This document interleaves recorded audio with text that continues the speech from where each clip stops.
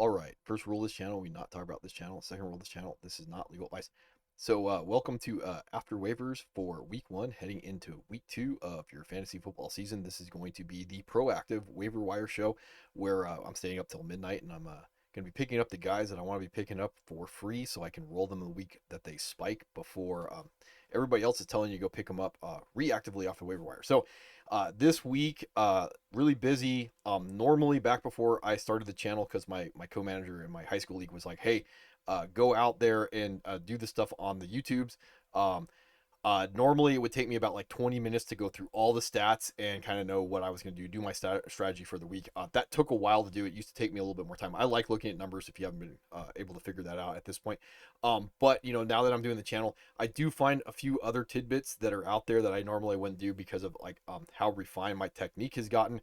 But this year, because of my schedule, it's going to be a little bit more difficult to go through all the stats and write them down, and that ends up being the thing that takes the longest to do is just take the copious amounts of notes. And I was reading a book last night, and it was kind of funny because in the book it was talking about like just raw data versus like it meaning anything, and in this case like that's kind of the problem is being able to look at like all the raw data and then take the notes and go, oh, that's what that says. um After week one, yeah, we're all overreacting to everything, and being aggressive is a good way to win your league, especially early on. And again, knowing the difference between guys that are sprints and guys that are marathons in fantasy football is definitely a marathon thing more so than a sprint. But there's guys that we have to be aggressive on early because it's the moment we see the thing that we're looking for, we got to be able to appropriately value those guys. And again, in fantasy football, a lot of times that's what it comes down to.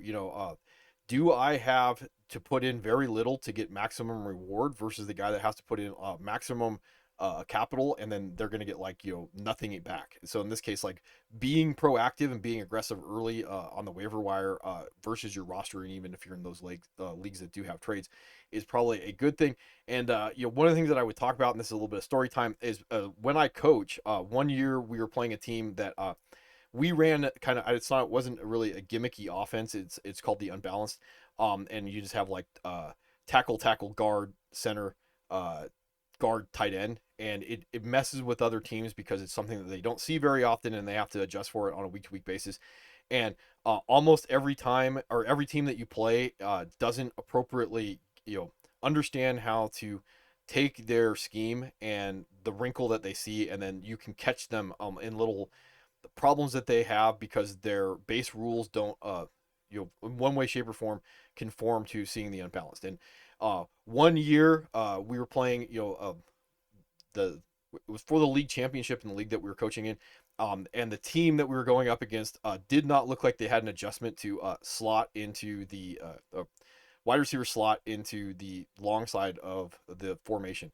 And I looked at my buddy that I was coaching with and said, "Hey, run the slot and see what happens to the outside linebacker." And he was like, "There's no way they're going to walk the outside linebacker off the tackle into the slot." And sure enough, they did that. And our offensive tackle to that side um, didn't know who to block, and he was the one guy that got in the way of the running back, on the way to the end zone because the tackle didn't know who to block because there was nobody standing there. The reason why I bring this up in fantasy football is because of the fact that it's week one, and there's going to be problems that are going on with teams that no one understood what to look at. So I did see the comment about David Njoku that was out there, and just because like Fannin looks like he's a league winner at this point does not necessarily mean that like uh, Njoku's not going to have top 10 weekly ability. And just because everybody else is like from the fantasy football community was like, oh, Fannin might be the guy, doesn't necessarily mean that the team prepared for Fannin to be the guy. They were going to go do the smart thing and prepare for Njoku to beat them because Njoku's a really good tight end in this case. So I could definitely see that like down the line, teams are going to go like, oh, this is what you're doing.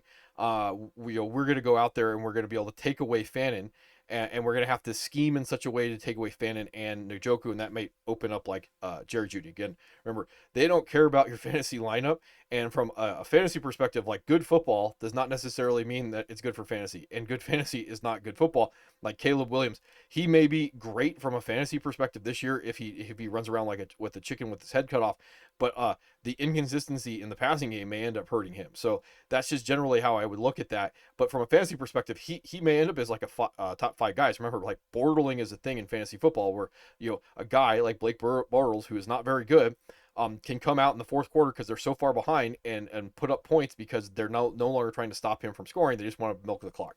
So that's how it would go in general. So what I would talk about here is what I'm looking at in week 1 are the things that we thought were going to happen or the things that we thought could happen, and did they happen, and why they did or did not happen. That's what we're going to be looking at. And again, remember, like being aggressive at minimal risk with maximum upside is a really good thing. That's how you get your James Robinsons and your Pukas and your Bills, like Ja'Cory Crosby Merritt. It's just taking the swing and saying like, well, what's it cost me to be wrong? 13th round draft pick doesn't matter, right? If I'm sitting there after waivers and I'm picking up a DJ Giddens or a Michael Mayer on the off chance that like I get a league winner, because I'm just gonna throw them away when I'm wrong when the injury report comes out on Wednesday. And remember, like with Jonathan Taylor a couple of years ago, he said like, "Oh, I'm fine," and then he went on IR. So like that's just how the game is played. Just because coaches are saying one thing or players are saying another does not necessarily mean that it's going to translate. So that some of the teams that we thought were going to be bad or going to be train wrecks, like the Dolphins when we get to them, it doesn't necessarily mean that just because they did what we thought they were going to do week 1 is going to translate for the rest of the season. Now, the other thing with like the Bengals that we thought were going to go out there and like light up the sky, it doesn't necessarily mean that they're going to be one of those offenses that we thought were going to be good that are bad at that point. Like it's just week 1. What are we looking for? Are guys that we thought were going to be like developmental guys that are going to be a little bit more marathons down the line, like your Cam Scattaboo. There's going to be other guys out there that's like, well, why didn't that guy get out the gate? And that may be a guy that we want to be moving on from. So anyway, moving on to the NFL schedule for week 3. Again, this is like proactive teams that I would be interested. Like if Buffalo's available going up against the Dolphins, like you're going to hold them for a week. If the Dolphins are still a train wreck, maybe you get the Bills. I don't know if the Bills are available. I don't know who's available in your league. A lot of picking good defenses is going to be going, eventually to the point where you have that weekly roll defense and that stream defense, and that you're going into the playoffs. So like, I don't know how competitive your league is, and there may be guys that are just going to go out there with some of the better defenses, and they're going to roll the good weeks and they're going to roll the bad weeks instead of trying to like predict that ahead of time. So some guys may be available that shouldn't be available, and we're talking about like the Packers. You can maybe be looking at being like an elite defense, and with Cleveland coming up, like Cleveland may be a little bit of a turnover machine, a sack magnet when it comes down to that to be looking at. And then finally, like Seattle, if they're still available in your league, getting ready to take advantage of the Saints, looking at those ones. Some of the other ones at this point, I don't know if I would necessarily go like I'm expecting like to want to roll Atlanta against like Carolina or something like that, or Houston probably shouldn't be available in your league, but to roll Houston against Jacksonville, like I don't know if I would necessarily go that far after week 1 to be that proactive, especially like I want league winners and I want to put as many of those league winners in my cart, and I want to see how those shake out before I kind of like really start screwing around with my defenses. But depending on who's available in your league and how competitive your league is, I was looking at some of the guys that are available in my 2 leagues, and some of them are surprising in both like that guy's already picked up or that guy isn't picked up. That wow. So again, depending on how competitive your league is, it can go both ways. There are going to be guys that slip through that should have been drafted, and there are going to be guys that didn't get drafted that should have been, or whatever, vice versa. Anyway, moving on to, and I have the scores in case I gotta remind myself to just going by team like I like to do. My notes are going to be a little bit all over the place, like I was talking about. So Brock Purdy right now may miss toe and shoulder. That's something you're going to have to be monitoring. I generally would think with like Mac Jones coming in, we'll keep the toys on track. At least for the time being. So that's how I would look at that if you have to roll that. Obviously I'm not going to be rolling Mac Jones, but the toy should be fine with him out there. He can be a little bit of a turnover machine, or he can be a little bit of a gunslinger. It can go both ways. If you're wondering about CMC with the calf scare, I think he led everybody in opportunities this week, all running backs with the 10 carries or the 22 carries and the 10 targets. This week, he had all the red zone on top of that. I looked at that. The cuff, it does appear right now, is going to be B-Rob, 24% snaps on top of that. And then finally, like Isaac Garriendo, he was 0. So, like, if you're holding on to him, you do you when it comes to that. Now, I will just bring this up with the Kittle injury that Kyle Juszczyk is going to be back into that emergency RB2 range. But because we're not in buy range, and we're still going to be going after league winners. Probably isn't going to be rollable. If he could be in a tight end slot, he could end up getting that guy. He did 49% snaps. I imagine that's going to uptick slightly with Kittle out, and he may like really flirt in PPR leagues with a certain amount of value for the next couple of weeks, because they're not going to run like a lot of 3 wide receivers. That's not what they do. Moving on to the wide receiver room. So like, yeah, Slick Rick, the Kittle injury is going to definitely upgrade him. It does look like Jennings may end up playing. It says a chance to play that 7 hours ago, so I didn't even see that yesterday. He may end up playing. I don't necessarily think that changes anything when it comes to Slick Rick. Like, now we're back in league winner land, wide receiver 1, because of the Kittle injury. Vacated targets do tend to go to running backs first, so that would upgrade McCaffrey, and then tight end second. We'll talk about tight ends here in a second. Kendrick Bourne, 1-year deal, $5 million on Monday, I believe it was, that came out. And then with Kittle, he went on IR. It looks like 3 to 5 weeks is what they're talking about with him. If you're wondering about like Jake Tongs or whatever his name is, 39% snaps. I went and looked it up. 3 for 3, and the touchdown came on the last drive of the game. That's how it goes. So he may be the receiving tight end. Luke Farrell came in, did 58% of snaps on top of that, and that's with Kittle doing the 28. So if you're wondering about all that stuff that's going on out there. Okay, the Bears. Very up and down game against the Vikings. The comeback that the Vikings did on the Bears in this one. So fantasy perspective, yeah, the 6 for 58 and a touchdown on the ground, that really piques my interest. The passing work is just going to be gravy. He doesn't have to be good at real football. If that 6 for 58 and the ability to fall in the end zone remains consistent, he's going to still be able to do the thing that if you went out and you spent on that mid-range quarterback that you shouldn't have been doing, then if he's available, like, yeah, I'd be very interested in that. Moving on the running back room, start off Roshan. He didn't play because of that foot, so take some of these numbers with a grain of salt when we're looking at that. DeAndre Swift, 81% snaps. So that meant that he probably took some of the Roshan role in this one. He had all the red zone, and that's what the main thing of, if you're wondering about like Kyle McGonaghy, 13% snaps. He didn't get any of the red zone. So it was like full bell cow DeAndre Swift in this game.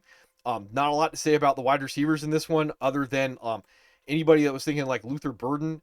It's going to be a marathon if he's going to be anywhere near fantasy relevant anytime soon. 27% snaps. This guy, Oldemine, whatever, Zacchaeus, whatever, 45% snaps. And then I did see that DJ Moore had some carries in this one.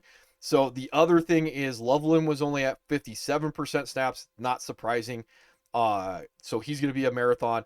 And then 90% snaps when it comes to Cole Kmet in this one. And then this is one of the things that I was expecting Durham Smythe. If his snaps were higher, that would mean that Loveland's snaps would be down. His snaps were only at 10%. So that's not the reason why Loveland wasn't on the field. All right. Bengals in this one, like I don't have a lot to say about the wide receivers. If you're wondering about like them not being good on against Cleveland at this point, the one thing we'll get into with the wide receivers, there's a little bit of stuff with wide receivers not really relevant to most of your redraft leagues. But Chase Brown, 75% snaps, all the red zone. That's all you got to know about that. P. Ryan, he was a dirty work back, 25% snaps, and then Taj Brooks 0. So there you go. Wide receiver room, the news on this one is you got Jermaine Burton, healthy scratch, and then Yosivas was at 65% snaps. Probably a little bit lower than I thought it was, but we'll see why with the tight end room. Not surprising, Drew Sample led everybody at 69% snaps, and then Gesicki, he was at 31% snaps. So let me roll down to my notes, because I think I have some red zone usage on these guys. Gesicki on the 31% snaps, he did have 2 red zone targets. Noah Fant was at 50% snaps, 5 for 4 for 26. Red zone target, he tugged on that. And again, this is really close to I don't care about the Bengals tight end room at this point. All right, Bills. Wild one on Sunday night against the Ravens. So take all this with a grain of salt. Starting off with the running backs, I got to scroll down here. So James Cook, he did about the 50% snaps that we thought he was going to do, 56% snaps. All 4 red zone opportunities went to him, but, and with all good things, there is a but to this. Ty Johnson was at 33% snaps. This is expected. That's in line with what he did last year. He did get a red zone target, and where's it at? Ray Davis, 12% snaps. He did get a red zone target also. So in this case, like why I would say this is it's going to lower whatever ceiling you had with James Cook. So like if you could upgrade James Cook, he's going to be running back 2. That's just the long and short of that. Probably no potential upgrade with that contract that he signed. Wide receivers. This gets a little fun. So Shakur, Keon Coleman, and Josh Palmer all had 2 red zone targets apiece. So I'll make that easy. Now, the 71% snaps Khalil Shakur had, that's probably a little bit has to do with the game script that was going on between Buffalo and the Ravens. He's probably going to be around 50 to 70% depending on what the game scripts look like for the Bills. And the game scripts for the Bills are probably going to be all over the place. Now, Keon Coleman, 11 for 8 for 112 and a touchdown. Now, the touchdown may or may not be intended for him because it was tipped. I think it may have been intended for Dalton Kincaid. Who knows? In this one, I believe, and I was looking at this because he had like 14 total targets because I think 1 got taken away by a penalty and 2 were 2-point conversions. So I believe 3 of his targets were in the first half, and the other 8 were in the second half. And I think 7 of those came in the fourth quarter. That's how the distribution went. So that's really difficult to say that that's going to happen again with the totality of how the game script went for the Bills. Now, I also saw on Twitter guys talking about like, routes run and routes won and separation and all that stuff. Like, doesn't matter. 11 targets. Like, he won on those. So like, you do you if you're going to be going after him. Like, he was one of the guys that I was wondering if he got drafted in both leagues, and he did. And then Josh Palmer in this one, his 9 targets were distributed across like all 4 quarters, a little bit better. But again, remember like the fact that they had to throw as much as they had to throw in the game. And I want to look this up because I didn't write it down. 46 of pass attempts by Josh Allen. So again, like, some of these targets are not going to remain consistent with all these guys that are out there in this one. So 62% snaps, a little bit lower than I thought it was going to be. And then Elijah Moore was at like 14% snaps. And then Shavers was 20% snaps. And then Curtis Samuel was healthy scratch. If you're wondering about all those guys. Now, tight end room. Yeah. Dalton Kincaid, no. So 51% snaps. And remember, this turned into a little bit of a shootout. He did get the red zone touchdown to begin the game. 4 for 4 for 48 in this one. And then Dawson Knox, he was at 56% snaps. So these guys' snaps are going to be all over the place depending on game script. If they're running a little bit more, it's going to be Dawson Knox. If they're throwing from behind, it's going to be Dalton Kincaid. That's generally what it's going to look like. But, and here's the but on this one, Jackson Haas, he's like one of the better blocking tight ends that came out of this draft class. 19% snaps, and that 1 for 1 for 29, seam ripper. So like, and he bobbled it, but he did come down with it. So like, would not be surprising to me that he's going to eat into Dalton Kincaid's snap share even more. So like, yeah, Dalton Kincaid, any chance of a unicorn? Yeah, it ain't gonna happen. I'll just say that real quick. So moving on to the Broncos in this one. So J.K. Dobbins, he led everybody at 53% snaps. I'm going to roll down here, and he had all the red zone. There you go. Now, Tyler Beatty, he was at 18% snaps in this one. He did the 2-minute work. He's the third down back. That's what he was doing. 6 targets to go along with that. So, and then RJ Harvey, it's going to be a marathon. 29% snaps in this one. 6 for 70. I think he ripped off a 50-yarder on top of that. So six attempts and then 1 target. So it's going to be a marathon on that one. This would be one of the guys that if you are looking for potential later league winners, buy low on this one, but you're going to be putting him on the bottom of your bench. Like, I can imagine that his usage will go up. Dobbins will have a particular trustworthy work. And then if Beatty is doing Beatty things, like now you're getting in the point where like none of these guys have a lot of fantasy relevance because you're just not going to be able to guess it, and you're not going to get a floor and you're not going to get a ceiling. But again, if you're going to speculate on the buy low, it would be RJ Harvey at this point, or you're just going to sell to get out from under it because like who knows when you're going to be able to predict that. That would be what my takeaway is from week 1, based off all that. And I don't know if I said this already, but Jaleel McLaughlin was a healthy scratch. All right, wide receiver room. Marvin Mims 53% snaps, and then Troy Franklin was at 59% snaps. Like Courtland Sutton did Courtland Sutton things, if you're wondering about that. Now, Pat Bryant, second or third round draft pick, I don't think, third round draft pick. He was only at 5% snaps. So if you're wondering about all that stuff, so Marvin Mims and Troy Franklin are the 2 guys I'd be looking at to potentially be wide receiver 2s in this offense down the line. But you're also would be looking at Courtland Sutton taking some type of step back in the offense in order for those to be that to be relevant, or the offense to end up being a little bit more pass heavy, 40 pass attempts down the line. So if we can predict that they're going to be passing about 40 times, you might be able to get a fantasy relevant wide receiver 2 in this one. Evan Ingram, 34% snaps. He left the game with a calf. It says right there. I don't know when he left the game.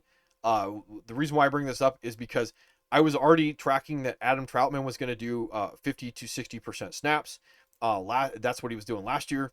So like that doesn't surprise me at all, and so I can't really tell you, even if Evan Ingram was healthy, what exactly he was going to be going on with him. The 4 for 3 for 21 that he did. Now, the other one that I would look at is Lucas Kroll. He's kind of like the athletic freak, 29% snaps in this one, and Atkins, the blocking tight end, out with an ankle. So there you go, trying to figure out the tight end room. If you were one of those guys that was dicey enough to go after Evan Ingram down the line. Now, the Browns going up against the Bengals. One of the things that from last night to today, when I was like trying to listen to some of the podcasts and read some of the Twitter when I had some time, is that I guess the Browns offense functioned better than it looked on paper, because the 2 interceptions, I guess they were tipped. So I guess that may have been what was going on in this one. So I bring that up to start off with. No, Jerome Ford, 54% snaps in this one. I gotta scroll down here to these guys. 2 red zone opportunities. I imagine that's going to go away. Like, I would say that Jerome Ford, somewhere between, like, he's going to get cut or he's going to get shopped or he's going to be a healthy scratch at this point between these guys. Now, the one of the things I will talk about, like Raheem Sanders, Rocket Sanders, that was picked up by the Browns from the Chargers when he was released by the Chargers. 2 red zone opportunities. He tugged on one of those on his 4% snaps. 3 for 3 for 1 in the game. So grain of salt with all this stuff, because Judkins did practice or did sign. It looks like he's going to practice. It just becomes a matter of time. And then you're going to know real quick, like 1A, 1B between Judkins and Sampson. Now, I talked about like the unbalanced story in this case, because like we can all sit here from a fantasy perspective and say, like, we knew Dylan Sampson was going to be the guy. We knew that like Fannin was going to be the guy. We knew all this stuff that was going on. Teams are going to look at what these guys did last year, and they're going to take that stuff away. So the Dylan Sampson stuff and the Fannin stuff are going to be stuff that the next teams start preparing for to take this stuff away. I am not saying don't go out there and get Dylan Sampson. I'm not going to say that he is not going to be a shake and bake RB2 for the foreseeable future, like next 2 weeks or so. And he's probably going to have a certain amount of value as the season goes on, if he has somewhere around the line of 8 for 8 for 64 in the offense. Like, Judkins is probably going to be the guy. I imagine that if they can't run the football, they're going to be throwing if and when they get to the red zone in this offense. So, again, I probably would not be super aggressive with Sampson unless you really messed up on your running back situation. Like, someone else can take him. But the other thing I will talk about is look at who you're playing this week, and if you think that your opponent's going to end up rolling Sampson against you, yeah, block that. Also, I will say that for the foreseeable future. Now, Cedric Tillman should have been drafted. If he's still available, 8 for 5 for 52 and a touchdown. That was a red zone opportunity that I have written down. The only other thing I would really talk about when it comes to the wide receivers, Isaiah Bond, 28% snaps. He did have a target on that one. I imagine they're going to live in 2 tight ends. Njoku did 84% snaps in this game, and Fannin did 72% snaps. Like, that's a wide receiver 3, but he's a tight end. He did have a red zone opportunity on top of that, 9 for 7 for 63. So I would be attacking this if you did the thing that you weren't supposed to do and you attacked like mid-round tight end. So you didn't get those elite guys. You didn't get your Tyler Warrens. You didn't get your like Tucker Kraft, something like that. Harold Fannin I would be attacking. I just don't know how consistent you're going to get out of him on a week-to-week basis, because there are going to be Njoku weeks. I will say this with the caveat when it comes to David Njoku. There was rumor stuff going on in the offseason on all of like, fantasy Twitter and stuff like that David Njoku may get shopped. Now, I don't think that David Njoku and Fannin are the same guy. Like, Njoku can go in there and be like a Y position, dig you out, dig a defensive end out, tight end if they really want to. And he can also get flexed out and play like a wide receiver. I don't necessarily think Fannin is in that role as a blocker. He may end up being in that role as a receiver, but not as a blocker. So I wouldn't necessarily be shopping Njoku. I think these guys complement each other really well, and you could get like Gronk and Aaron Hernandez or something like that, more likely. All right. Buccaneers. Remember, an increase in snap share does not necessarily equal an increase in productivity. 76% snaps for Bucky Irving in this one. And I can roll down here and look at this. Both red zone opportunities went to him. That's all you got to know. Rachaad White was down to 24% snaps, And then here's the but on this one: if you're owning Rashad White, uh, there was a wild Sean Tucker sighting in the game. So like, even if you get an injury to Bucky Irving, it doesn't necessarily mean that Rashad White is the cuff. And that's one of the things to be looking at like that down the line, especially with like full blown Bucky Irving 76% snaps. That was one of the things that we did hear was going to happen in the offseason. All right. Wide receivers, like, yeah, hopefully you drafted Ibuka and hopefully you rolled Ibuka 93% snaps, 6 for 4 for 67, 2 touchdowns, right? And I want to make sure, did I write down anything about the red zone snaps? I did not. Mike Evans, 83% snaps. Yeah, that's in line with what he was doing last year. He's probably more of a wide receiver 2 than he is going to be a wide receiver 1. The league winner is still going to be Ibuka, I'm going to imagine, at that one. Now, Sterling Shepard was at 64% snaps, and then Ryan Miller got in a little bit, and I think Cameron Johnson and Tez Johnson were also in the mix. I don't care at that point. Like, those are just the deeper guys. If you're wondering where the rest of the snaps were going to, K. Dotton was at 86% snaps, 3 targets. Devin Kolk, when you're wrong, you're wrong. He was a healthy scratch in this one, so there you go. Moving on. Cardinals. I will just say this about the Cardinals. This was a team that we were expecting to end up being very slow and very run heavy. And that's kind of what they were. So if you're expecting like league winners coming out of these guys, not named Trey McBride, like probably not going to happen when it comes to any of them. Now, running back room, James Conner, he was at 65% snaps. Let's see, you're going to roll down to that in this case. And then Amari DiMercato, he was a dirty work back last year, 0. So that's why everybody is speculating on Trey Benson being league winner. Now, I bring this up because 2 red zone opportunities went to Benson. 52-yarder that he got, like getting to the edge. There may be a usage flop between these 2 guys down the line. But, and here's your but on this one, James Conner's still going to probably have the goal line work. And he's probably going to get like the trustworthy pass blocking reps down the line. Like those things are probably going to be in his wheelhouse, especially if DiMercato is not the guy. So I could maybe see the 65% snaps eventually going to Benson, but it's going to be like he's going to have to score like outside of the 10-yard line or outside of the 5-yard line. That's going to cut your overall ceiling on that. There may be design passing work. You're not going to get some of the gravy, like check down monster work when it comes to that. So like, yeah, be advised into all this stuff. And even if there's a James Conner injury, DiMercato is probably going to step back into that like dirty work role between these guys. But he would be a guy that like, again, I would be aggressive on early.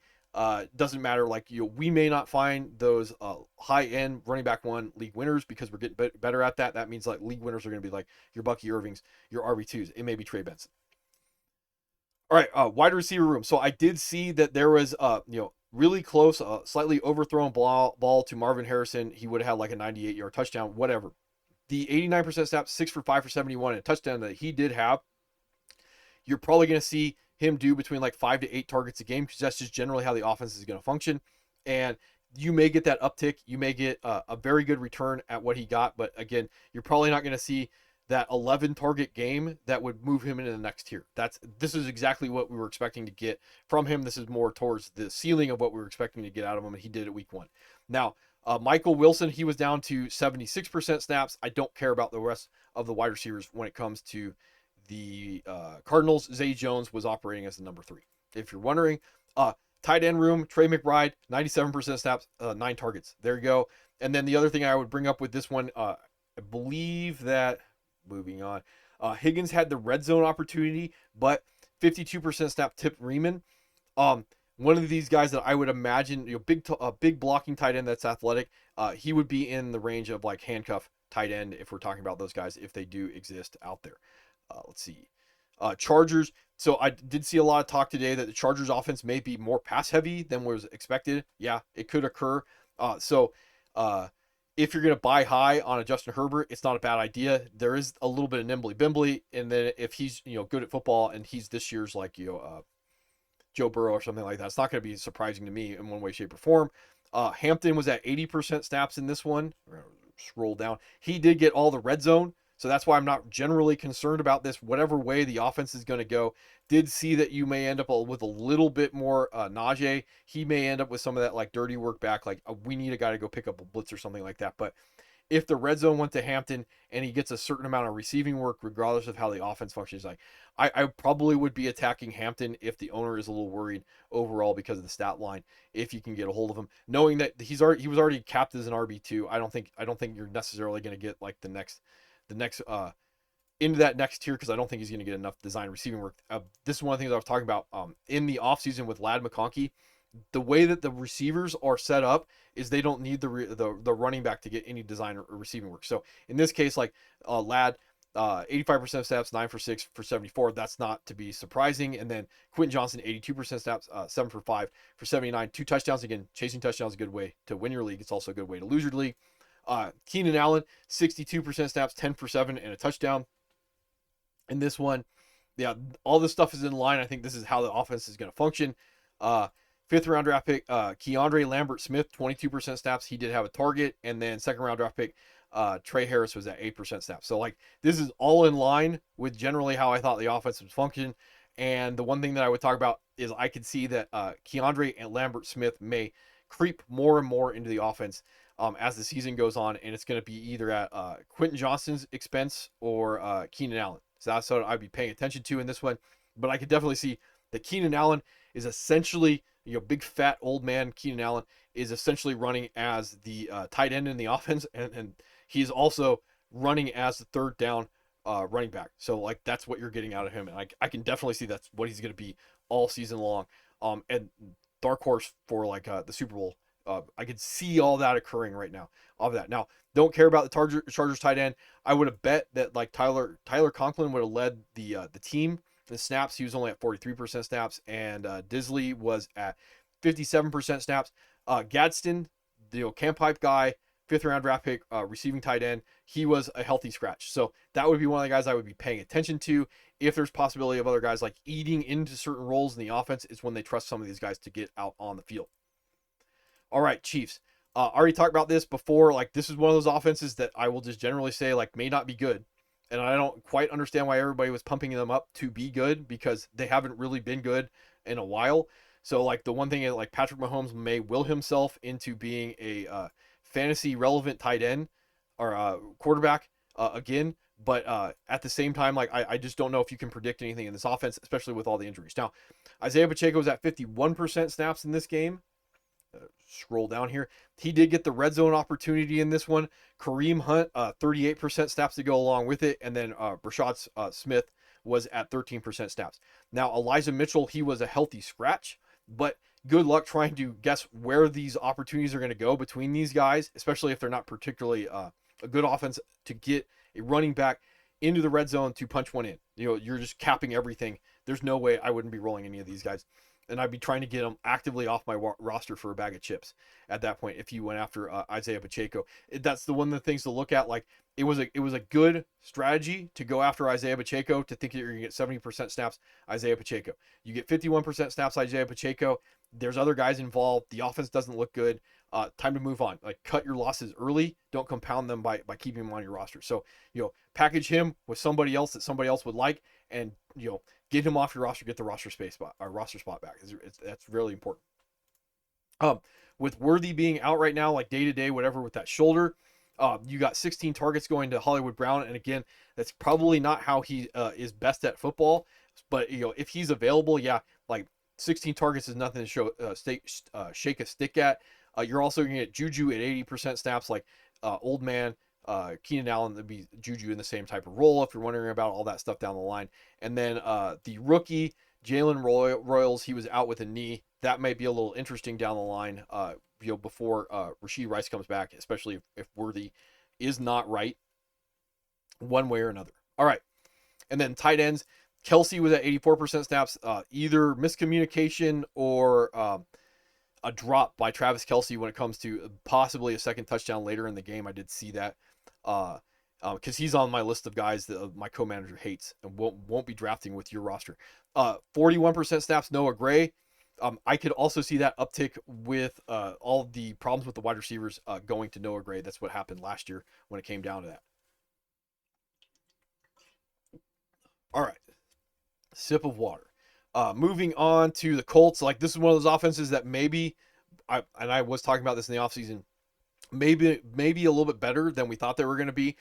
Daniel Jones, 22 at 29, 272 a touchdown. I watched the tape. Like, yeah, he looks like a good quarterback. And this is one of those other things about like coaching is that like one man's garbage is another man's like treasure at this point. And I can talk about like if teams are just giving up on guys because coaches are trying to put that square peg in that round hole, and then he just goes in the offense. He's a professional. He knows what he's supposed to do. He executes that, and then with the nimbly bimbly that a little bit of the nimbly bimbly that he's got, these two rushing touchdowns, they were quarterback sneaks. But again, if they're getting down the 1 yard line and they're letting him sneak it in, that's good for fantasy if you have Daniel Jones. It's bad for fantasy if you have Jonathan Taylor. Now, running back rooms, 71% snap. Jonathan Taylor, he was like full go, full bell cow, 100% before quote unquote the neck injury. That's good.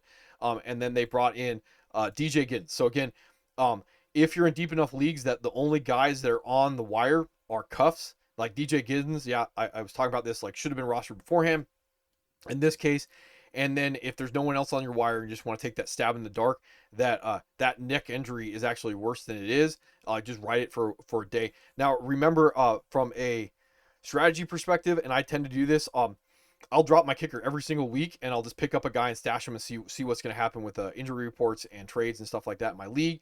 And then depending on what my defense is, and if other guys are picking up the better defenses, I'll do that with my defense. So, and I'll get messages about like how much everybody hates that, but I don't care because like I want to wait on injury reports before I make my decisions. And if guys are holding kickers because they think that kickers are worth like a king's ransom, I don't understand that. So like yeah, I will be picking up guys like him after waivers and just stashing them, see how it goes. For Wednesday's practice report or injury report. Let's see. And then Tyler Goodson, he was out. Like this is the receiving back, healthy scratch when it comes to him.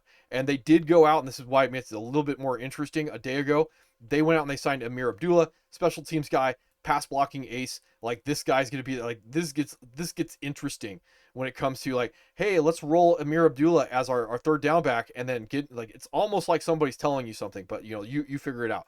Now, wide receivers, I was already talking about like Michael Pittman being a very good value at the cost he was going to go like 10th round draft pick or something like that. 82% snaps, 8 for 6 for 80 and a touchdown. I imagine there's going to be a lot of variance between these guys as the season goes on. Josh Downs, 49% snaps. Again, that's in line with what he did last year. He's probably never going to be a full down player, so it doesn't really matter what you think of him unless you can predict the week that he does like 13 for 10 for 90 and multiple touchdowns. Again, how much you like a guy has nothing to do with how much opportunity he has from a real life perspective, and that turns into how the sausage is made in your lineup. Now, Alec Pierce, 79% snaps.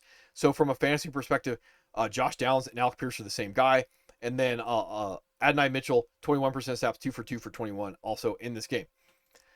Tight ends, yeah, like, hey, if you didn't make the mistake to go after mid-range tight ends and you went after Tyler Warren, you may be looking at a league winner. Now, I was expecting the snap share to be lower than 97%. So that's what he was doing in the preseason. He was at 73% snaps, but it doesn't matter. 9 targets, 7 for 76 in this one.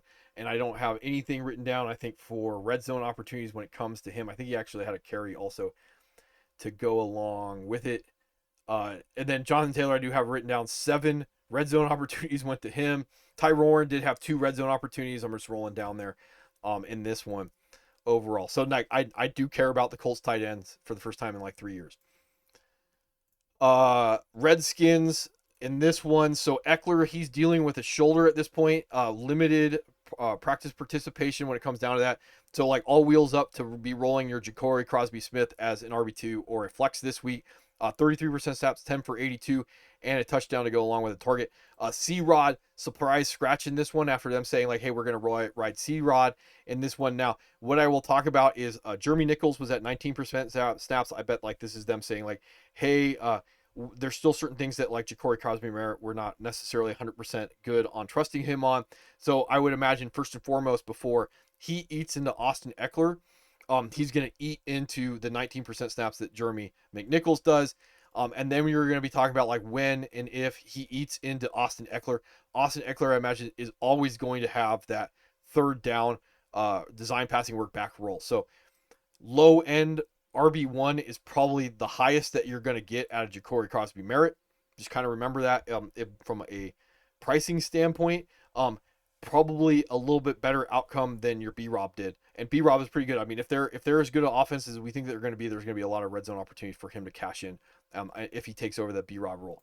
All right, Cowboys. So remember, some of the teams that we thought were going to be a certain way, the Cowboys really bad on defense, and they're going to light up the sky when it comes to offense. It may not happen that way. So just kind of remember on that stuff. Going after that, like the Cowboys defense may not be as bad as we thought they were, and their offense may not quite have to play from behind. Now, the running back situation, if you went out and you got your Javonte Williams, 77% snaps, the 2 red zone opportunities that he cashed in for touchdowns, there's not a lot else to say about that. Like, he's an RB2. As long as he's getting those things, that's just the long and short of it. Now, Miles Sanders did come in the game, 18% snaps, 4 for 53, and then he had to have a target. Fumble lost on his 4th carry. That was probably the long and short of Miles Sanders really eating into Javonte Williams. He did have that, was it 51 yarder in this game? Was it 49 yarder? And then he fumbled, like 49 yarder, and then he fumbled later on the same drive. So there you go. So this would have been the opportunity to have more dynamic running back for the Cowboys, and if they can't trust him to hold on to the football, he ain't gonna get more opportunities. Jaden Blue, if you're chasing that one, he was a healthy scratch. And rumor is, and you can see right there, rumor is that he will continue to be a healthy scratch going on. Now, don't care about the third wide receiver for the Cowboys. Tolbert, he was 44% snaps, and then Turpin, he was 46% snaps. I think he had 2 carries to go along with the 2 targets that he had. Now, Pickens, I was seeing he was doing Pickens stuff out there at 92% snaps. So maybe he's going to be this year's T. Higgins. Maybe he's going to be George Pickens. And then I don't really care about the drops when it comes to CeeDee Lamb. If you're wondering about that, 13 targets, like that's what you paid for what you got. Jake Ferguson, after signing that deal, 77% snaps, 6 for 5 for 23. He did have a red zone target. I think it was nullified by penalty that he dropped also in the game. And then Schoonmaker, 25% snaps. The one guy I was a little bit interested in was Camp Hype guy, Brevin Spann, only 16% snaps. So that kind of gives it an idea how the offense is going to be designed, who's got value. Pickens, CeeDee Lamb, Ferguson, and Javonte. That looks like it's going to be about it right now for the Cowboys going on. Dolphins. Rumors were that they were going to be an absolute train wreck, and they were an absolute train wreck. And I did see both the picks by Tua, and they were not good. Not the good type of picks that are out there. And then also a fumble that was going on out there. Now, the spike in A-Chain's opportunities, maybe because of the game script, 73% snaps. But again, he only had 11 total opportunities, and one of them was the touchdown that saved you from having like basically a sub 40-degree day from like a running back one, and that was a really very interesting running back flare on 4th and 11 that he was able to get into the end zone. So there you go on that one. The other thing is Jalen Wright was a scratch. That says knee. That might have been because of a healthy scratch also, but they're just saying that. And then our boy Ollie Gordon, 25% snaps, 2 attempts, 1 target. Doesn't matter if they're not getting in the red zone, and he's not going to get the ability to be Raheem Mostert. This offense is something I'd probably be selling to get away from at this point after 1 week as I hit my mic. Tyreek Hill, and I will just bring this up and say no more. Whatever is going on with him, it gets worse. Domestic violence allegation came out today. So, yeah, that's going to be a little bit interesting. Jalen Waddle, 65% snaps, 5 for 4 for 30. Malik Washington gets more and more interesting, 58% snaps, 5 for 2 for 20. Really interesting depending on what goes on with Tyreek Hill and what his role is going to be in the offense. Nick Westbrook-Akini was at 44% snaps, tight end, and it looks like no Darren Waller for week 2 also, and probably don't care about the rest of the tight ends that are there for the Dolphins. All right, Eagles. This is another one, like, they don't care about your fantasy lineup.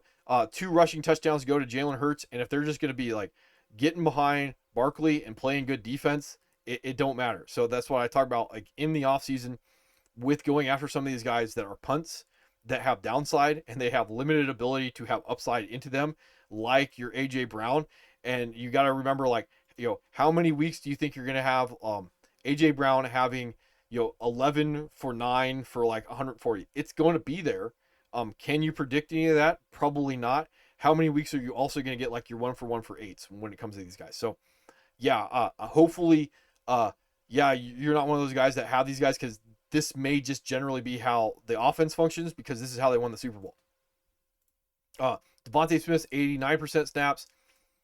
None of this is interesting. 46% snaps when it comes to Jahan Dotson, and Mechie was at 2% snaps in the game. Running back situation, Shipley, it says right there, suffered fractured rib, but, and here's the but, they went out and they traded for Tanks Bigsby from the Jaguars. I think it was a 5th and a 6th round draft pick. Supposedly, the Tanks Bigsby trade had nothing to do with Will Shipley's rib. So that means he may be fired up anyway with the fractured rib going forward. And he did have a target that I guess was nullified by penalty that did not go to Barkley. So this is going to be really interesting to be looking at down the line when it comes to these guys because A.J. Dillon is going to be the dirty work back. That's what we kind of expected, 13% snaps. Will Shipley may have a little bit more role in the offense than we were expecting. And you're looking at like upside cuff if he's healthy. And then there's your Tank Bigsby if you're wondering about that. Tight end room, Dallas Goedert was at 83% snaps. I was a little bit interested in Kyle Granson. Maybe why they brought him in, athletic guy from the Colts, 27% snaps. But our boy Grant Calcaterra was also at 59% snaps. So you get an idea in this game against the Cowboys. To a lot of too tight, a lot of running the football, not a lot of throwing to their wide receivers if they don't have to and they don't want to. All right, Falcons in this one. So this is another one like your Caleb Williams, like Michael Penix, 42 attempts, passing touchdown, 298, 6 for 21, rushing touchdown on a scramble in the red zone. And he does have the deceptive nimbly bimbly, even though he didn't do it at Washington. He is an athlete. When it comes down to that, he had a lot of injuries. That's why he generally stopped doing that when it comes down to it. Now, running backs, did see that the Buccaneers took away the rushing game. 12 for 24 with Bijan, but then he did Bijan things. 7 for 6 for 100. Receiving touchdown was 50-yarder. He did have 4 red zone opportunities to Tyler Allgeier's 2. Tyler Algier doing Tyler Algier things. 25% snaps, 10 for 24. So yeah, you are going to get a little bit of Tyler Algier vulturing some touchdowns this year. It does look like it's going to occur. All right. And then wide receiver room. So Drake London may or may not have a problem with the shoulder this week. You're going to have to be monitoring that. You're also going to have to be monitoring your Darnell Mooney on top of that. With that shoulder, it says player to monitor heading into week 2. Deep enough leagues. Casey Washington, 95% snaps, 6 for 3 for 33. They do like him. This is a camp guy from last year. Was camp guy from this year. Yeah, they are going to like him. I don't think he's going to move out of the wide receiver 3 range. The one thing that I would caveat that I would talk about this is Darrell Hodge does appear to be the 1-to-1 replacement for Drake London. That's how he rolled last year. I imagine like he may slip into that slot and you may have the uptick going to Hodge instead of Casey Washington. Casey Washington may just be the backup to Darnell Mooney if you're into that type of thing going on out there. Kyle Pitts signing. 78% snaps, 8 for 7 for 59. Did watch tape, did look good. So probably the biggest beneficiary if Drake London is out, is probably going to be Kyle Pitts. So like, yeah, if he's available, yeah, stashing. I don't necessarily think he's going to ever be that guy like he was as a rookie going back to 2021. But I could definitely see that he is going to be top 10 tight end. Yeah, it's there. I could definitely see that. Giants, so it's just a ticking clock on when Russ is going to get benched at this point. That's what all the scuttlebutt is about when it comes to him at this point. So, like, if you really need that league-winning upside of Jackson Dart, you're stashing and you're wondering when that's going to actually occur, if you want to be going after that. Running back situation, 74% snaps went to Tyrone Tracy. And remember, the offense may get better when the quarterback play gets better going on out there. And I want to scroll down to my Giants so I can talk about a little of this. So I believe the one red zone opportunity did go to Cam Skattebo in this one. And the big thing is going to be your Devin Tracy, Devin Singletary, going 15% snaps, 3 for 9. So the more he's phased out of the offense, the more that's going to bring Cam Skattebo up. 12% snaps that he did, and then 4 total opportunities when it comes down to hit him. If he's getting the red zone opportunity and he ends up being the passing down back, he will likely have more value on a week-to-week basis than all the opportunity that Tyrone Tracy's getting. So I'm just going to say that. Tyrone Tracy's going to have to keep the goal line work for him to actually have value. The interesting thing with Tyrone Tracy to be monitoring is going to be the 5 targets, and I don't know. the 5 for 2 for 11 is not necessarily good efficiency work, but that would be where his upside would come from, is the receiving work, that if he's integrated into the game plan on a week to week basis on that. So like that was one of the interesting things to be paying attention to. So uh I don't know necessarily if this changes any of my mind when it comes to the Giants, how they think they're going to function, outside the expectation that like I would expect that you're going to get Devin Singletary phased out of the offense. Wide receivers that I don't care about them. Neighbors 94% snap, 12 targets, and then Darius Slayton 97% snaps after signing that contract. There you go. Wando Robinson will not win you leagues, so I don't really care about that in this case. Tight end room, Theo Johnson 78% snaps. That's what we're in line with tracking. Not actually used as part of the offense. We may not find that out until the flop with Jackson Dart. Jaguars. I did talk about this in Chasing the Dragon, and I will get into this a little bit more about how weird the offense functioned on paper. And I did watch a little bit, and it didn't necessarily change my mind when it comes down to it. So Travis Etienne, 61% snaps in this game. He had 4 red zone opportunities. I want to scroll down to them. Let's see. He had 4 red zone opportunities. Tootin on his 6% snaps had 2 red zone opportunities. And then I believe Tank Bigsby, when he was there, he had 1 red zone opportunity. So Bigsby came in the game first, and then also Tootin came in, and then you had like Allen all factoring in the first half.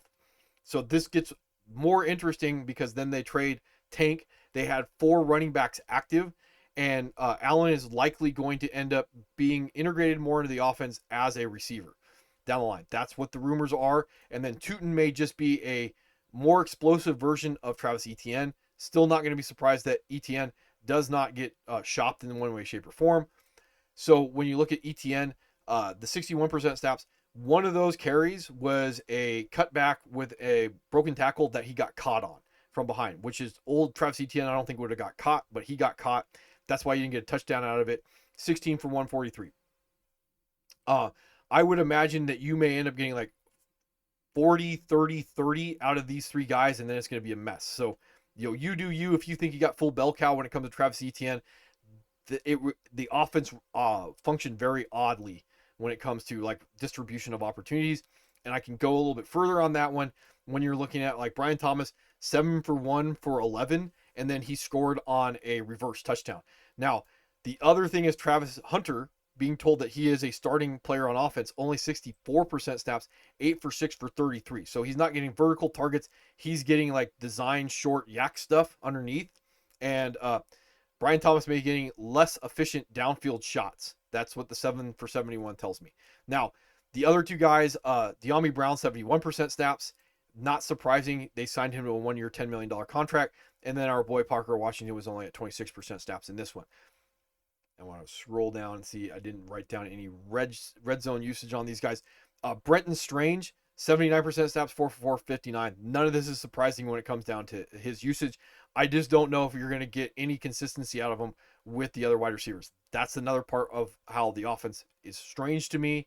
Trying to figure out like what is the identity of the offense. Are they going to try and get the ball to this guy to make the defenses rotate to that guy? Like, I have no idea at this point. Like, that's not what the offense looked like starting week 1. Hunter Long, 9% targets. He got the red zone opportunity. He cashed it in for the tight ends. So that didn't go to Brenton Strange. Okay, Jets. A lot of stuff to talk about with the Jets. I did see the comment about Justin Fields. If he's available on your wire, absolutely he should be picked up because this is one of the guys going in the season that had a road to being a league winner. If he does this type of stat line on a week-to-week basis, and I can go bring up this one right here, the guys that did the objectively right thing and went out and they drafted elite quarterback, your Josh Allens and your Lamar Jacksons, 29 points and 38 points, right? The 2 guys that dumpster dived on your Justin Fields and your Daniel Jones, those were the only 2 other guys that could go up and compete with your elite quarterbacks on a week-to-week basis. So Justin Fields, even if he's going to be inconsistent on a week-to-week basis, it doesn't matter. He's going to be one of the few guys that you can roll out there against an elite quarterback and have the ability to go blow for blow with that guy when it comes to points. And this is not necessarily the greatest week statistically, other than the fact that he fell in the end zone twice on the ground. Passing game, that's not what he did. Now, running back situation, this is another one where I'm like, I don't quite understand why everybody's raving about Breece Hall. It did look good. He does look like he is the number 2 option in the passing game, 4 for 2 for 38, 19 for 107. He did look good. Now, getting a little bit deeper into stats, and stats lie, right? 2 red zone opportunities went to him. 3 red zone opportunities went to Braylon Allen. He cashed one of those in. And oh yeah, the other running back that we thought was going to be in the mix, Isaiah Davis. And again, this game did go down to the last possession. He was in the game, 13% snaps. He got a red zone opportunity also. So yeah, Breece Hall may be a really good pick at the price that you put into him. If the red zone opportunities are going to Justin Fields and the other 2 running backs, he's going to have a really hard road to be anything more than just a good pick. Wide receivers, yeah, Garrett Wilson on the other hand, he may be a league winner, 100% snaps, 9 for 7 for 95, and a touchdown in this one. Alan Lazard was the healthy scratch. A little surprising, Josh Reynolds, 97% snaps to start the season off. So this is probably the bigger reason why I would be more into Breece, is because right now, Breece is going to be the number 2 receiving option behind these guys. Now, the other thing is Mason Taylor, he did do 88% snaps, but only 1 for 1 for 20. So that would be the bigger thing between Breece and Mason Taylor. There's still the possibility that Mason Taylor could be the number 2 in the offense. It does look like it's Breece. So would I be buying Breece? Absolutely. Would I be selling Breece? Probably not, because I just would be rolling him on a week-to-week basis. But I would understand that like there is going to be a cap to Breece's upside with that one. Now down the line, Mason Taylor may make him less valuable in that the second option in the offense when it comes down to the passing game. All right, Lions. I don't have a lot to say about them. This is one of those things like the Packers maybe like just really good. So what we were predicting to be a shootout didn't necessarily happen. It's one of those things like, hey, week 1 is week 1. We were gonna have to wait till week 3 to see if this is actually a thing. I wouldn't really start getting worried about your Lions shares until like week 2 when this happens again. So I don't have a lot to say about this. Sleeper was acting up. It says 100% snaps with like Gibbs and Montgomery, so I don't really care about that. Isaac Tesla, he was not the starting X. He only did 10% snaps in this game, it looks like, and then he 1 for 1 for 13 and touchdown. And that was a really impressive touchdown, and it says like, expecting to get more out of him when it comes down to it. I think Khalif Raymond was the other wide receiver that got the snaps. And again, like the Sleeper's been doing this like all day when it comes to saying like certain guys had 100% snaps. Now, so that's about all I got to say on that one when it comes to the Lions. Moving on to the Packers, I think they does the same thing with the Packers, 100% snaps with Josh Jacobs. I believe Chris Brooks was at like 26% snaps when it comes to Chris Brooks. He looks like he's more of the cuff over Emmanuel Wilson at this point in the season, if you're into that type of thing. But like, Josh Jacobs is the guy still. Golden, he's got an ankle. I believe yesterday it said 48% snaps. It says 66% snaps now. I did see that guys were posting on Twitter that he was open on certain plays. Still possibility that you're going to get league winner, especially at 66% snaps. I would imagine like I want to see the snap share go up before I start saying, or down before I start saying like one thing or another when it comes to him. Jaden Reed with that foot still 51% snaps. He did get home on this one, so you can see like where the opportunities are going. 97% snaps like Romeo Dobbs. I believe that was a little bit lower the first time I looked at that one on Sleeper. And then Dontavian Wicks is 63% snaps, but he's got a calf. Those are the main guys we're looking at. And then 3rd round draft pick, Savion Williams did get in the game, did get an opportunity to kind of get an idea where these are going. So like probably would not be dropping Golden either, but if someone comes along and they want to get them off my roster, I probably would not be protecting them too much. Like you still may get a lot of the opportunities going to different guys. Like so you may not get like the 8 to 11 targets a game that maybe we were hoping that he would be like the elite wide receiver that would just come in and take over the offense. At the price he was going at, yeah, I think it was a good thought process. I just don't know after week 1 if it's still going to occur. Tucker Kraft, he is the guy. He does get the red zone opportunity. He does turn it in. That's the long and short of that one. Panthers. So one of the offenses that we're hoping were going to be a little bit better than they were last year did not happen in week 1 when it comes to the Panthers going up against the Jaguars. But Tet is still going to be in that conversation for league winner. I did watch him, 9 for 5 for 68. Yeah, one way or another, he should probably be rolled for the foreseeable future. I don't see that changing at this point. Leggett, 78% snaps, 7 targets. I probably don't care about him in the future. And then Hunter Renfrow was at 66% snaps. If you're still in deep enough leagues that you can be, if you're stashing your Jalen Cokers or something like that, like would have my expectations lowered if we don't see Bryce Young get back on track before he comes back. Now, running back situations, I probably am not worried about this. I'm going to scroll down my notes. I'm not going to be really worried about the 67% snaps with Chuba because I did not see that Rico Dowdle was getting the red zone opportunity, and I also did not see that he was getting the design passing work, all that stuff. So even though this may lower the ceiling of Chuba Hubbard, I'm more concerned that the offense isn't going to be good enough for the touchdowns than I am that like Rico Dowdle is going to be really eating into it. But this would put Rico Dowdle in that cuff range of guys that are out there, and only 3% snaps for Trevor Etienne. If you're into that type of stuff. And then finally the tight ends. It is Jatavion Sanders at 61% snaps. I was a little bit expecting that we're going to get like full Tommy Tremble, but we didn't. 45% snaps. And then Mitchell Evans was only at 14% snaps. So like that gives me an idea. Probably don't care about the Panthers tight ends at this point going forward. All right.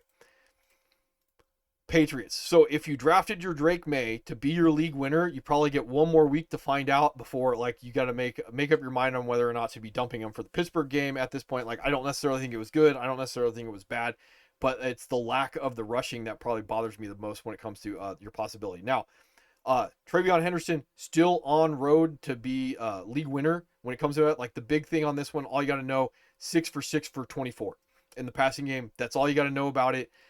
That's the main thing. The receiving work, if that's going to be there, you got your floor, and now everything else just becomes gravy on that. So hopefully you didn't draft him as your RB1.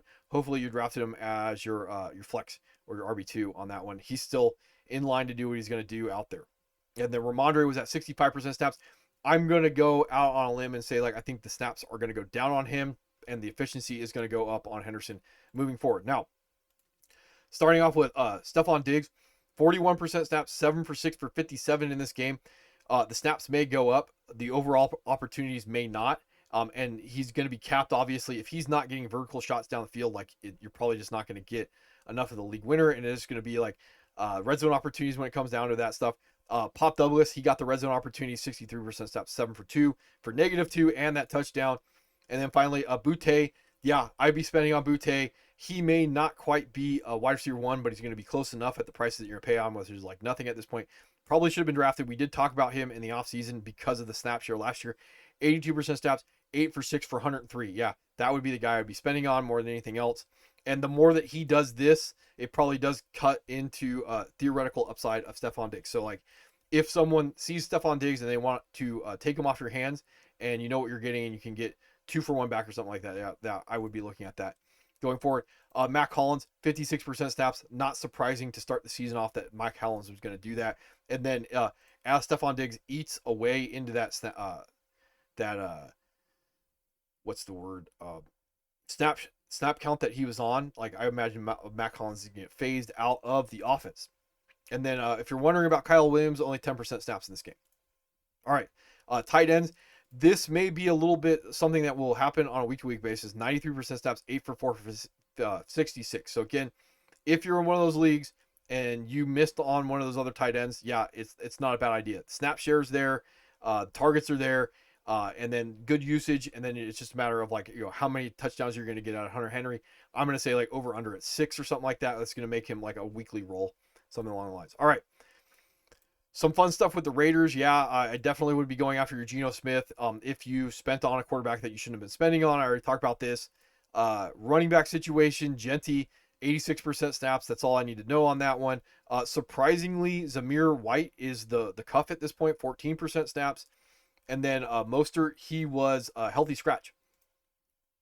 A wide receiver room, Jacoby Myers did Jacoby Myers things, 94% snaps, 10 for 8 for 97. And then the wide receiver 2, not surprisingly, 90% snaps, 3 for 2 for 54. Trey Tucker, he did have the touchdown. DeAndre Thornton, the 4th rounder, 60% snaps, 4 for 2 for 45. So like probably not fantasy relevant on that case. And then if you're wondering about Beck, he was only at 6% snaps in this game. The tight ends, and there's a lot of talk about with the tight ends. So again, I did see only 51% snaps, Brock Bowers. That's before the knee stuff that's going on. So I guess he was basically only on the field in passing downs. So it doesn't really matter if he's going to do 8 for 5 for 103, that doesn't matter. I'm more concerned with the knee. I imagine they'll figure out the fact that you just can't have him on the field on passing downs, um, or passing plays. I shouldn't even say passing downs, just passing plays down the line. So that's why, like, would be a little aggressive on Michael Mayer. The other thing that I was listening to some of their guys talk about this, the New England game, or not the New England game, the Raiders game this week is the Monday night game. So, like, if you have Bowers, depending on what goes on, you probably are going to be a little bit more aggressive with your Michael Mayers, because you're running out of the opportunity for other guys to be playing on Monday if there is any type of doubt that Brock Bowers is going to go. So you'd be looking at Cade Otton. Uh, I would say that there was a possibility that you had a better option with the Texans, but we'll get to the Texans later. And then Disley or like Tyler Conklin. Yeah, you're definitely going to be stashing Michael Mayer if you're the Brock Bowers owner at this point.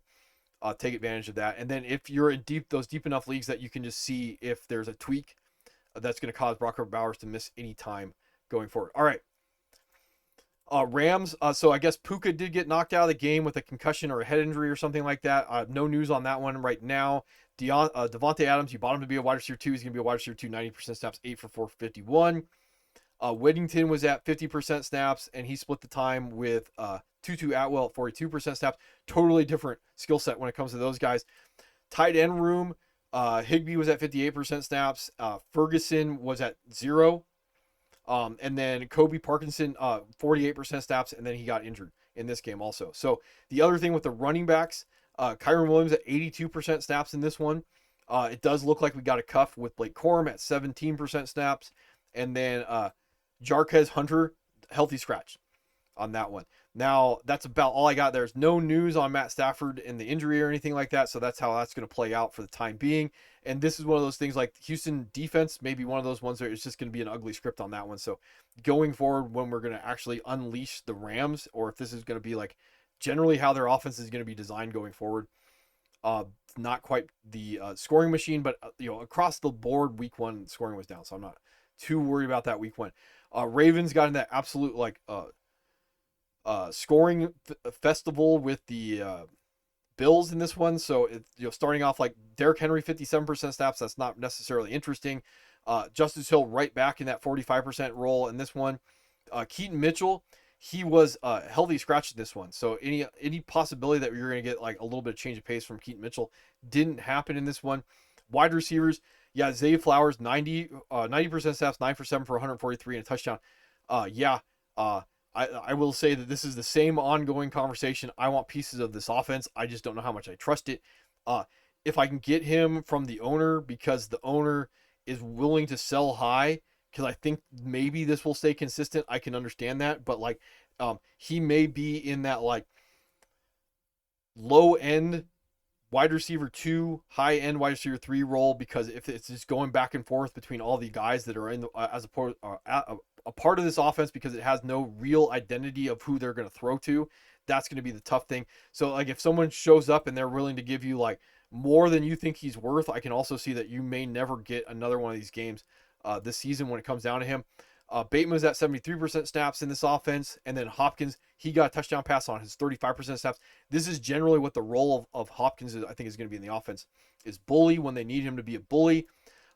With Likely out, you only got 1 target to Mark Andrews, so we didn't get the uptick on this, and this is part of the other one that I would say like why I would not necessarily think that Zay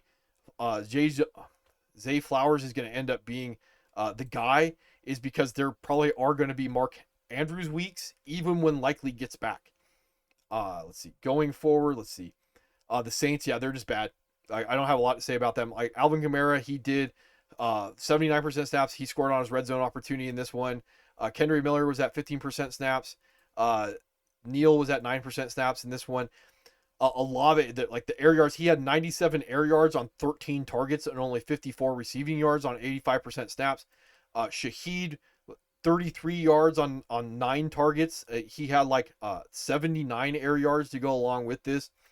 Brandon Cooks, 76% snaps, 4 for 3 for 26. He didn't have air yards. But again, like this is just like their quarterback's not good, and they can't get the ball down the field to these guys.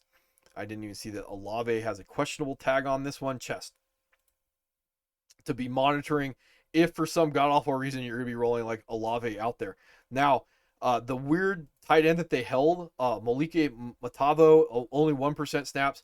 And then they turned around and they added Drake Stoll to their roster. So, like, again, like some of the weird stuff that goes on with some of these guys. Now, Juwan Johnson, 99% snaps, great tight end usage, 11 for 8 for 76. And this would be one of the things I would say, like, if teams realize that they're just going to plan their offense around Juwan Johnson, they'll just turn around and take him away too, because the offense is bad. Let's see. Seattle. First and foremost, was tight end room, 85% snaps, AJ Barner. I imagine that, like, there may be some weeks. I don't know if there's ever going to be predictive. Elijah Arroyo, 31% snaps, like a little bit lower than I was maybe guessing that he would be on the season. Jackson Smith-Njigba, yeah, maybe you want to be chasing the air yards. I think he led everybody like 178 air yards or something like that this week. 13 for 9 for 127 on a 77% route. So, like, yeah, if you can package a couple guys together and go get him and try and ride this, like, this is another one that I would imagine teams will take away. They'll say, like, hey, this is the entirety of your passing game is going to go through this guy. But this is also one of the guys that, like, someone may be willing to spend high or sell high on him. And there's a difference between what is going to go on with the Ravens and how the Ravens are designed, and Jackson Smith-Njigba being the opportunity funnel attached to an okay offense. I think there's a little bit difference between a great offense that has a lot of weapons and an okay offense that really only has one guy that they're going to throw the football to. Now, Cooper Kupp, 88% snaps, 3 for 2 for 15 in this game. Maybe there's going to be Cooper Kupp games down the line. Torrey Horton only at 54% snaps. In this one, I think Bobo got knocked out with a concussion right there. So I don't, wondering what his snap share was going to be, and he didn't even have a snap share. So there you go when it comes to trying to figure that out. Now, what I know everybody's here to find out about. So Kenneth Walker did have 2 red zone opportunities in this game, and then Zach Charbonnet did have 4. Now, the other thing is Zach Charbonnet had 0 receiving opportunities. He did tug on one of his red zone carries. Kenneth Walker did have 3 receiving opportunities. Now, the other thing is if they're going to be like really run heavy, the receiving work that you really need to have running backs be some type of consistent floor, and then you can build off of that. That may not be there in the first place when it comes to these guys. Like, I don't know if either of these guys are. I would not be necessarily selling on Kenneth Walker after week 1. If someone wants to come buy him, obviously they can be someone else's problem.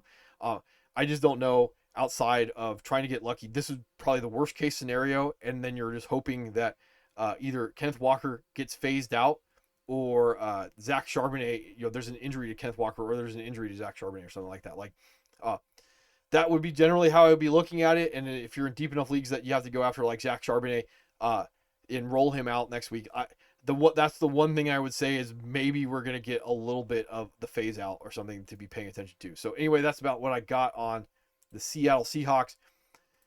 Steelers, I would be buying a little bit of DK Metcalf. I was watching some of the tape on this. Like, there were design passing plays to DK Metcalf that didn't involve just pushing him vertically down the field. That is good stuff. If they do that, that would move him up a tier if they continue to do that. Now, unfortunately, because of how the offense is going to be structured, Calvin Austin, 80% snaps in this one. And then when you're wrong, you're wrong. 18% snaps for Roman Wilson. I do believe Ben Skowronek did 18% snaps to score a touchdown on top of that. Running back situation, Jaylen Warren, 5 red zone opportunities. Got to scroll down in my notes. 5 red zone opportunities. All the red zone opportunities went to him. 4 red zone carries, 1 red zone target. Would be maybe sneakily buying him for the time being. Part of the reason why I would bring that up when it comes to the Steelers is Caleb Johnson was at 4% snaps. I don't necessarily think that you're going to get Kenneth Gainwell in that role, 54% snaps. If he didn't get the red zone, he's on the field for a certain usage. The red zone is the one that I would be most interested in. That went all to Jaylen Warren. So that would probably make Jaylen Warren the most valuable out of these guys. The one problem I would say, like with Jaylen Warren maybe not being as strong a buy when it comes to it is one way, shape, or form, I think you're going to get more and more Caleb Johnson as the season goes on. But yeah, it's still Jaylen Warren. He's still the guy. I would be going after him in this offense. Let's see. Tight end room, I don't really care about the tight ends. They rolled them all. Pat Freiermuth at 50% snaps, and then Jonnu Smith with that 66% snaps. Screen game went through him. Yeah, it's going to be funny. Let's see. Texans. So first and foremost, we'll do the tight ends. Cade Stover did outsnap Dalton Schultz. 57% snaps to 54% snaps. 5 targets for Dalton Schultz compared to Cade Stover's 4. Broken foot with Cade Stover. This is probably more of a dynasty type long season. Whether or not he's going to end up taking over the tight end room a year earlier than was expected because of the Dalton Schultz contract. More stuff like I don't know about the wide receivers. I didn't watch too much tape on this going on with Nico Collins. It was just one of those things that like, hey, I'm not really worried about week 1 in this case. Snap shares, 43% snaps to Jaden Higgins. Knoll, 27% snaps, and then Xavier Hutchinson was at 68% snaps. This is all stuff that was kind of expected with Christian Kirk being out this week. That may be one of the bigger issues that why the offense did not look quite as good. Now in the running game, besides the offensive line is not good. Dameon Pierce got the red zone opportunity that I saw when I went and looked it up. Nick Chubb did 51% snaps, 13 carries. 1 target in that one. And then Woody Marks was on the field for 11% snaps. And then Dare, the passing down draft. Like none of these guys are fantasy relevant because of how the usage is done. He's going to be the passing down back. You're going to get no floor. Nick Chubb doesn't look like he's going to get red zone. It's going to go to Dameon Pierce. They're not going to be in the red zone a lot. If they are, maybe they're going to start throwing. That's how I would necessarily see this all going down the line. Titans. So I did watch the tape on that and listen to the Twitter spear, and I guess that Cam Ward did play a lot better than was expected in this case. So like, yeah, the expectation of the offense is not going to be good, and whatever my thoughts are on whether or not he's good or bad at football, I did watch the tape on him. He did look better than I was expecting in the pocket. Let's see. Running back situation, full bell cow. Tony Pollard, not unexpected, 89% snaps. It's the lack of receiving work that probably bothers me more than anything at this point. Should have got probably a little bit more check down monster work. A lot of drops with Calvin Ridley. Still could be buying him because of the drops that he had. Eric Air Minor, all air yards, 79% snaps, 7 for 2 for 13. Should have had one. Coach is a moron in this case. But yeah, probably going to have my expectations muted because like how much I want a wide receiver 2 that's capped in this offense at this point. Like you got to be in deep enough leagues to be chasing those wide receiver 3s this early in the season. If you're wondering about Tyler Lockett, 58% snaps. Tight end room with your Chigs, 88% snaps, 4 for 3 for 19. So yeah, if you drafted him, you're still holding on to him. Gunnar Helm, 40% snaps. Now, finally, to get rid of all this stuff and move me on with the Vikings. So JJ McCarthy did not look good early. They come back, they win the game, rushing touchdown. So if you chase that, he got you home. I don't know going forward. They're probably going to be a lot more run heavy. That was one of the rumors that was going on, that they're not going to be as pass heavy as they were. They're going to be run heavy in the future. Jordan Mason, 54% snaps in this one. I believe he got the red zone. I don't know if I wrote that down. Yeah, all 3 red zone went to Jordan Mason in this game. And then Aaron Jones, he does score on a receiving touchdown. So you're back in more guys that like I don't want to be rolling out there because I can't predict anything when it comes down to that stuff to go along with his 8 carries. Justin Jefferson, this is probably one of the bigger ones that are out there. 7 for 4 for 44 and a touchdown. If they're run heavy and JJ McCarthy is having some growing pains, yeah, that gets really fun. If you're the Justin Jefferson owner, and he did get you home. 88% snaps to Jalen Naylor with Jordan Addison being out first game. Adam Thielen, 57% snaps. And then tight end room, TJ Hawkinson, 80% snaps, 4 for 3, 14 in this game. So like he is back to the snap share that we want, but the offense may be bad. Like if you spent on your TJ Hawkinson, and I did, I probably would be moving on to thinking that I could get a competitive tight end early in the season until Addison came back. I don't know if you're going to get that. If you can package a bag of chips and move on, especially with like Fannons or something like that are available. So anyway, that's what I got for after waivers, and probably I'm not expecting to do anything else until next week when I do Chasing the Dragon again. So like, yeah,